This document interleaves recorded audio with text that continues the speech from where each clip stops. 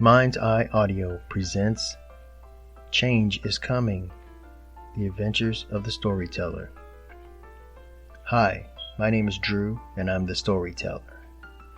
Since the beginning of time, man has been fascinated with the future.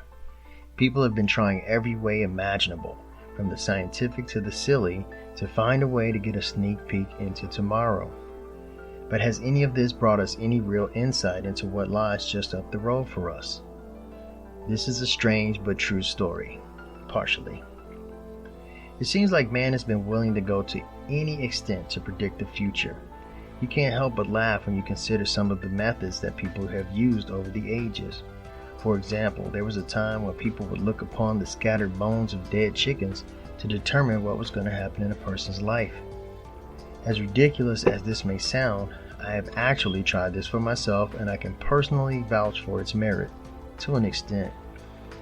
After a night of KFC, I was able to look upon the large number of chicken bones left on my plate and accurately predict that there was going to be a tummy ache in my future. There were also people that believed that they could read the future by looking at the stains and residue left over after a person drank a cup of tea. This was yet another technique that made me chuckle until I had personal experience of my own that sort of gave it credence. One afternoon, I was having a cup of coffee with a friend at a certain cafe, and after finishing our drinks, I looked into my nearly empty cup and noticed an abundance of coffee grounds and what appeared to be dried up stains from a previous customer's use. And right away, a very clear and strong premonition hit me. It said that in my future, I would not be revisiting that particular coffee house again. There are also those people who believed that consuming highly potent herbs and drugs enabled them to see the future. This absurd method may have some basis in fact, since whenever I've consumed indecent amounts of strong drink, anyone who knew me could accurately predict that there was going to be trouble in my immediate future. Hangovers, fights, tattoos, marrying complete strangers, etc. Then there's the ever-popular use of the groundhog, seeing his shadow as a means of predicting future weather. This may or may not sound far-fetched to you, but I've always thought it was rather hokey until I had an experience of my own. One day when I was much younger, I was taking a walk across the field when suddenly out of nowhere, this groundhog just popped his head up out of the ground next to me. I didn't see his shadow or anything like that, but this was a sign that accurately predicted rain. At least it rained in my pants that day. Personally, I just don't see what drives man's obsession with the future.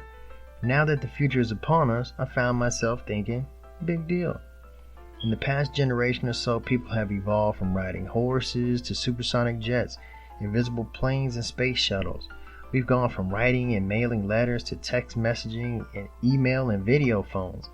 We've graduated from listening to ghost stories around the family radio to watching Friday the 13th in 3D at the IMAX theater. Okay, so maybe all change isn't progressive, and this isn't exactly my point. While science and technology has brought change upon us at a speed which rivals warp factor 6, not all of the change is for the better.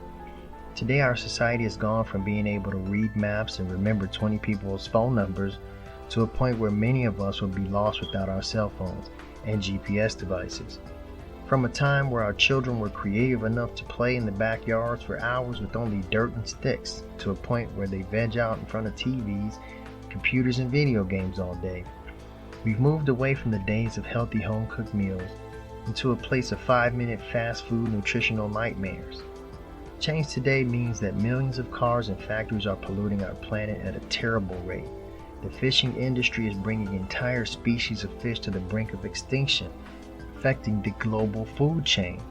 Rainforests are being destroyed, reducing the production of oxygen in our atmosphere, and stockpiles of weapons of mass destruction mean that everything can all come to an end in the twinkling of an eye. These thoughts race through my mind as I'm standing in line at Walmart. The cashier rings up my purchase, a cute wooden desk from Chile, a couple of cans of cheapy chunk tuna, on sale 10 cans for $1, a quart of motor oil for my SUV, and a country fried steak microwave dinner. I pay the young lady, grab my goodies, and start walking away, my mind still consumed with all these thoughts, when I heard her say to me, "Sir, Don't you want your change? I look directly into her smiling face, shake my head, and say, no, I sure don't.